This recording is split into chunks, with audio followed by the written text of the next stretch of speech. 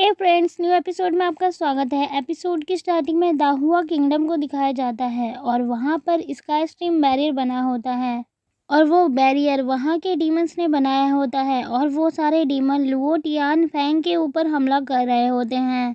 Tian Fang का आज last दिन था। डीमन के साथ उसका भी मरना तय था। डीमन की वजह से वो भी खाई से नीचे गिर गया था और मारा गया।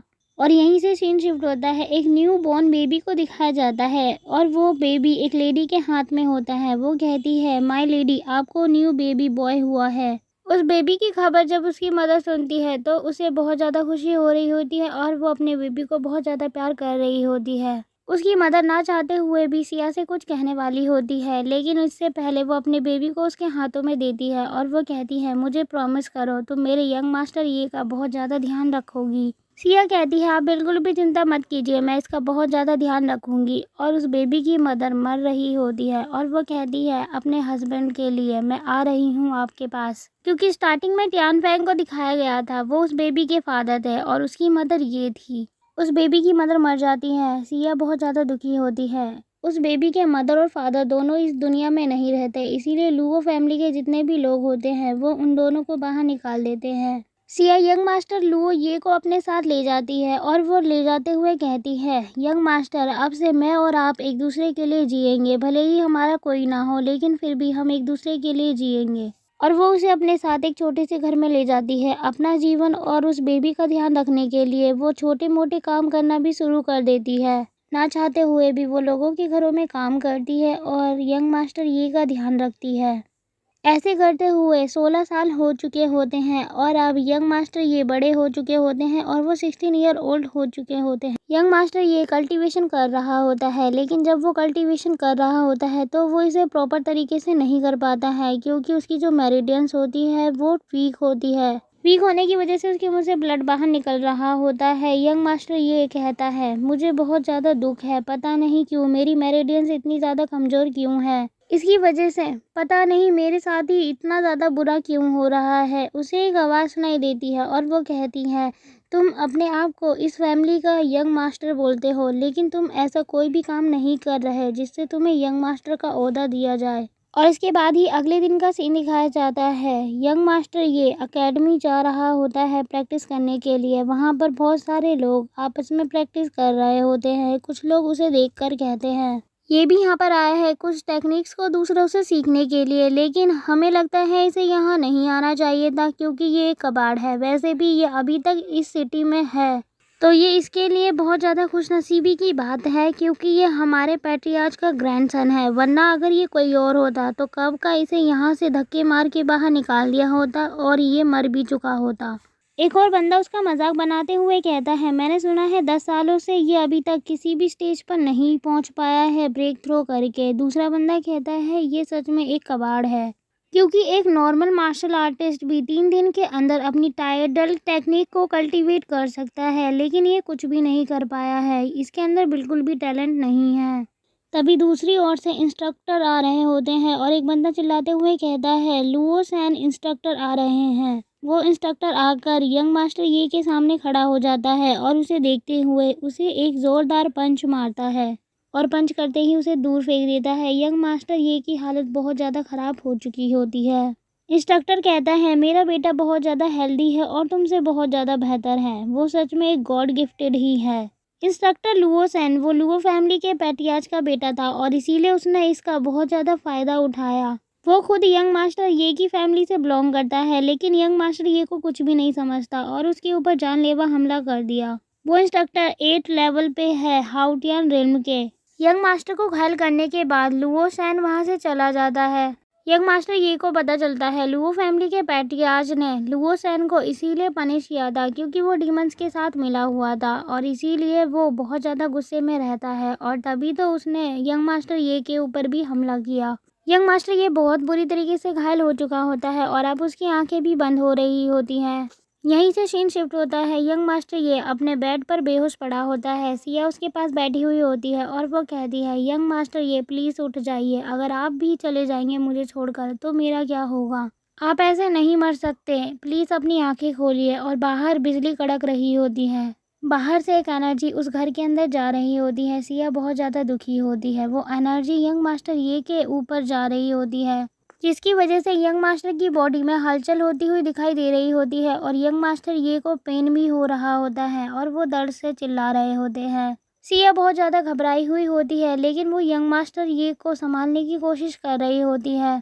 और इसके बाद कुछ दिनों के बाद का सीन दिखाया जाता है। यंग मास्टर ये को होश आता है। यंग मास्टर ये कहता है, आखिर मैं कौन सी जगह पर हूँ? मैं तो ओवर टाइम वर्क कर रहा था। आखिर ये सब क्या हो रहा है यहाँ पर? कहीं ऐसा तो नहीं मेरी डेथ हो गई? और उसके माइंड में बहुत सारी मेमोरीज आने लग जाती हैं यंग मास्टर ये से रिलेटेड। तभी सामने के दरवाजे से सिया आ रही होती है टी को लेकर, लेकिन टी नीचे गिर जाती है और कप टूट जाता है। वो देख के सरप्राइज हो जाती है और वो कहती है, यंग मास्टर ये आप जग गए।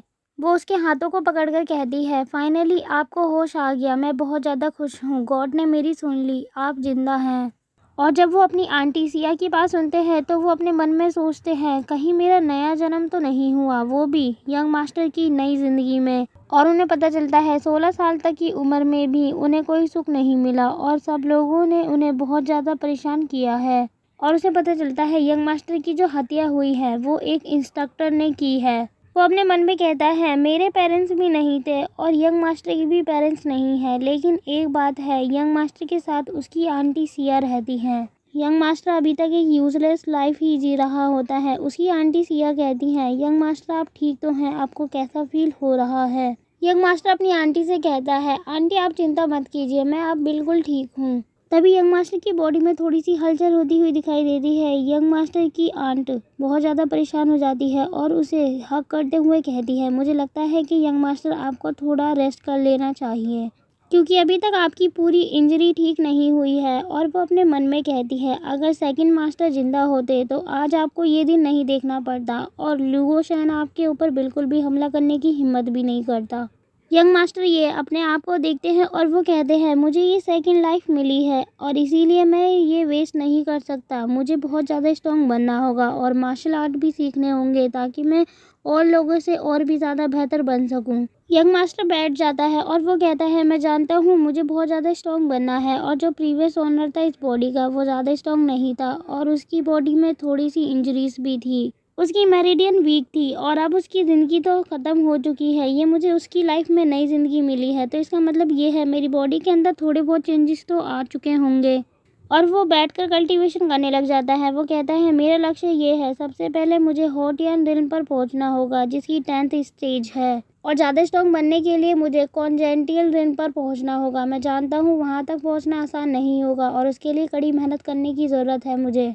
और वो कहता है, मैं जानता हूँ इस वर्ल्ड में 5 तरीके की अलग अलग मार्शल आर्ट टेक्निक है, मुझे उन सबको कल्टीवेट करना होगा। जो इस बॉडी का प्रीवियस ओनर था उसने टाइटल टेक्निक को कल्टीवेट करने की कोशिश की थी। वो एक वाटर टेक्निक है जिसकी वजह से उसकी बॉडी में पेन भी होता था और इसके साथ ही उसकी मेरिडियंस भी ब्लॉक हो चुकी थी। तभी वो अपनी बॉडी में एक अजीब सी एनर्जी को महसूस करता है और वो सरप्राइज हो जाता है, अपनी आंखें खोलकर देख रहा होता है और वो कहता है, अपने आसपास की एनर्जी को देखते हुए, मैंने first stage tidal energy technique को क्लियर कर लिया है और ब्रेक थ्रो करने में कामयाब हो गया।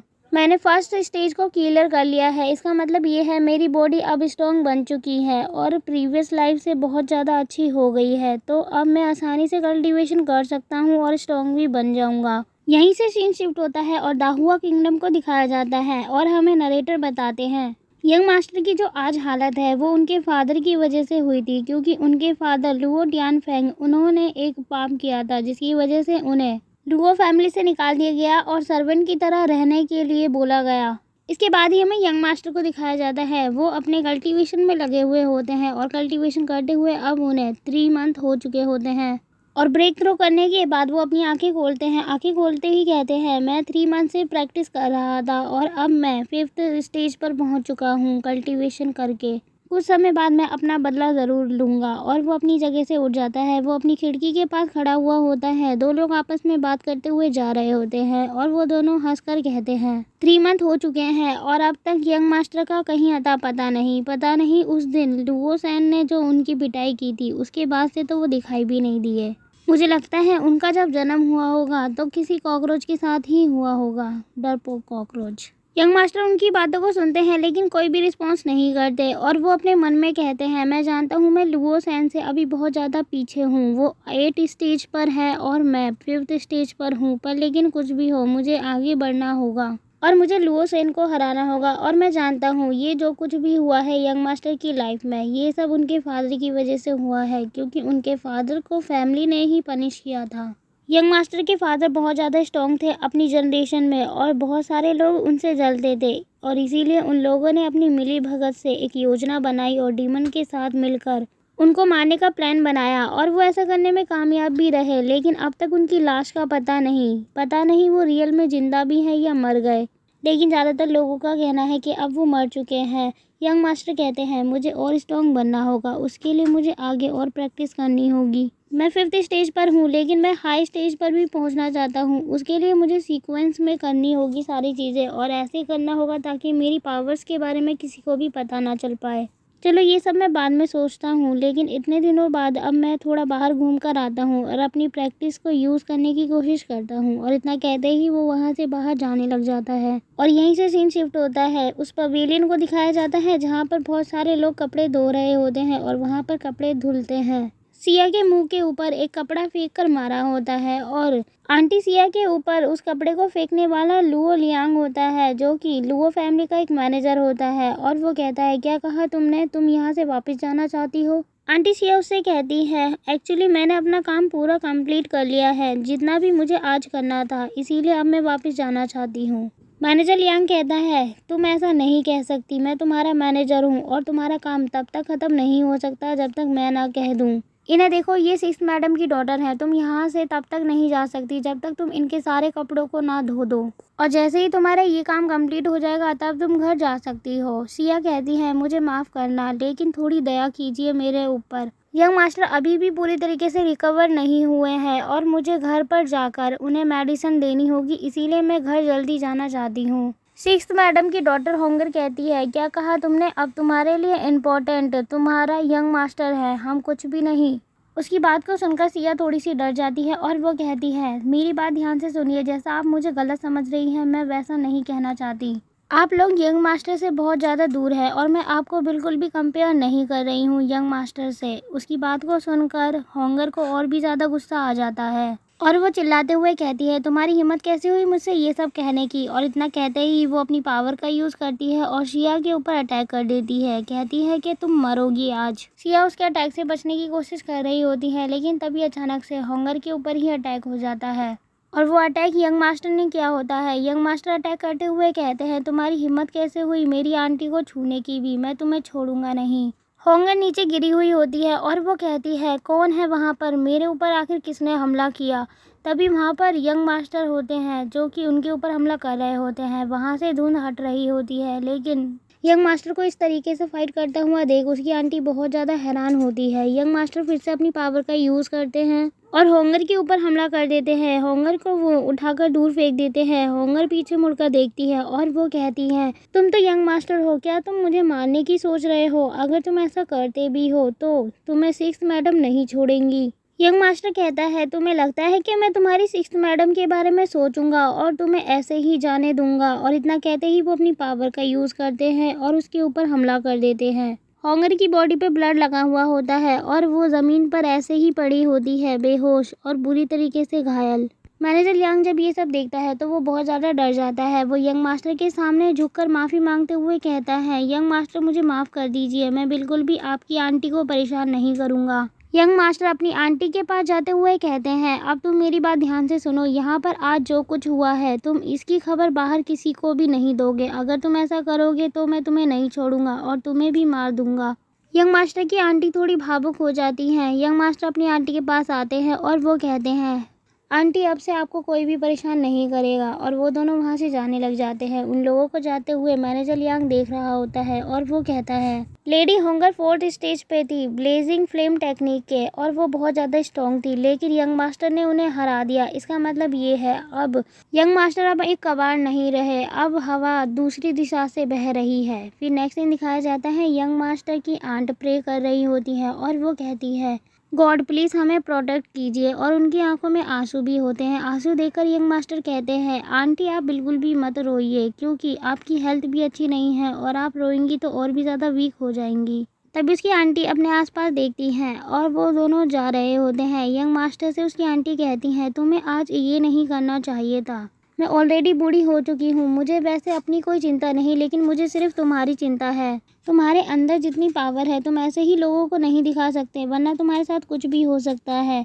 यंग मास्टर कहते हैं, होंगर को मारते हुए देख लिया है तो मुझे नहीं लगता कि वो लोगों को बताएगा इस बारे में। और वैसे भी होंगर की मौत पर कोई इतना ध्यान नहीं देगा, तो मुझे किसी भी बात की टेंशन लेने की कोई ज़रूरत नहीं। और फिर नेक्स्ट मॉर्निंग का सीन दिखाया जाता है। यंग मास्टर ये कल्टीवेशन कर रहे होते हैं और कल्टीवेशन करके वो 5th स्टेज के पीक पर पहुंच जाते हैं। और जैसे ही उनका कल्टीवेशन कंप्लीट होता है वो कहते हैं, अब मुझे जल्दी से 6th स्टेज पर पहुंचना होगा, लेकिन उसके लिए मुझे बहुत सारी टेक्निक्स की ज़रूरत होगी जो कि मेरे पास इस वक्त नहीं है। चलो कोई नहीं, वैसे मैं कोई ना कोई रास्ता तो निकाल ही लूँगा आगे प्रैक्टिस करने के लिए। और वो अपनी बॉडी को स्ट्रेच करने लग जाते हैं और अपने जूतों को पहन के बाहर की ओर निकल रहे होते हैं। जैसे ही वो अपने घर से बाहर ही निकले होते हैं, वहाँ पर मैनेजर लियांग आ जाते हैं और वो कहते हैं, गुड मॉर्निंग यंग मास्टर। जैसे ही यंग मास्टर उसे देखते हैं वो कहते हैं, अच्छा तो आप हैं, चलिए अंदर चल के बात करते हैं। यंग मास्टर और वो दोनों अंदर चले जाते हैं। यंग मास्टर उससे कहते हैं, आज तो मुझे बहुत ज़्यादा हैरानी हो रही है, मैनेजर लियांग हमारे घर क्यों आए हैं। मैनेजर लियांग कहता है, यंग मास्टर मैंने होंगर की बॉडी को माउंटेन से नीचे फेंक दिया है। यंग मास्टर कहते हैं, आखिर तुमने ये क्यों किया, इसमें तो मुझे तुम्हारा कोई प्रॉफिट नहीं दिख रहा। यंग मास्टर से मैनेजर लियांग कहता है, मैंने ये इसलिए किया है क्योंकि मैंने आपके और आपकी आंटी के साथ बेकार बिहेव किया है और मैं अब उसकी माफ़ी मांगना चाहता हूँ। मैं खुद को आपका नौकर बनाना चाहता हूँ और आप जो चाहें मुझे ऑर्डर दे सकते हैं। और मैं आपको साथ ही एक इन्फॉर्मेशन देना चाहता हूँ, जो अब पैट्रियार्च हैं लियो फैमिली के, वो इस वक्त कल्टीवेशन कर रहे हैं, वो भी 6 मंथ के लिए। और उनके बिल्कुल भी अच्छे संबंध नहीं थे आपके फादर के साथ। और इसीलिए मैं आपसे कहना चाहता हूँ, आपके अंदर जितना भी टैलेंट है और स्किल्स हैं, आपको अपनी चीज़ों को अभी सबसे छिपा कर रखनी होगी। और जब समय आएगा 6 महीने बाद, आप उन सब चीज़ों को बाहर निकालना। और जब तक पैट्रियार्च भी बाहर आ चुके होंगे तो आप आसानी से उनसे अपना बदला ले सकते हैं। और वो ये सब झुककर कह रहा होता है, तभी यंग मास्टर खड़े होते हैं और वो कहते हैं, वैसे ये मेरे पास अच्छा मौका है, इतने दिन मैं अच्छे से प्रैक्टिस कर सकता हूँ और अपनी टेक्निक्स को और भी ज़्यादा डेवलप कर सकता हूँ। वैसे मैं तुम्हें मार सकता हूँ एक ही झटके में, लेकिन मैं ऐसा नहीं करूँगा क्योंकि तुम मुझे काफ़ी ज़्यादा स्मार्ट दिख रहे हो। लेकिन फिर भी मैं तुम्हें एक चांस दे सकता हूँ, वो भी इस समय के लिए। उसकी बात को सुनते ही मैनेजर लियांग कहता है, आप बस हुक्म कीजिए, मैं आपका वफादार नौकर बनने के लिए तैयार हूँ। यंग मास्टर कहते हैं, टाइडल टेक्निक की 6th और 7th स्टेज के लिए मुझे स्क्रप्चर्स चाहिए और उसी से मैं ट्रेनिंग कर सकता हूँ। जैसे ही यंग मास्टर की बात मैनेजर लियांग सुनता है वो बहुत ज़्यादा खुश हो जाता है और वो अपने मन में कहता है, मुझे पता है यंग मास्टर अपनी पावर को लोगों से छिपाना चाहते हैं, इसीलिए वो इन स्क्रप्चर्स को लेने के लिए खुद वहाँ नहीं जा सकते। अगर मैं उनकी मदद करूँगा तो इससे बढ़िया खुद को प्रूव करने का तरीका कुछ और हो ही नहीं सकता। और मैं यंग मास्टर को प्रूव करके दिखा दूंगा कि मैं उनका वफादार सर्वेंट हूँ। और वो कहता है, यंग मास्टर आप चिंता मत कीजिए, मैं आपको वो स्क्रप्चर्स ला कर दे दूँगा 3 दिन के अंदर। यंग मास्टर कहते हैं, अगर तुम मेरे लिए ऐसे ही काम करते रहे और हमेशा वफादार रहे तो मैं तुम्हें जो भी मेरा प्रॉफिट होगा उसमें से हिस्सा ज़रूर दूंगा। वो यंग मास्टर को थैंक यू कहकर वहाँ से चला जाता है। यहीं से सीन शिफ्ट होता है और उस जगह को दिखाया जाता है जहाँ पर वो स्क्रप्चर्स रखी हुई होती हैं।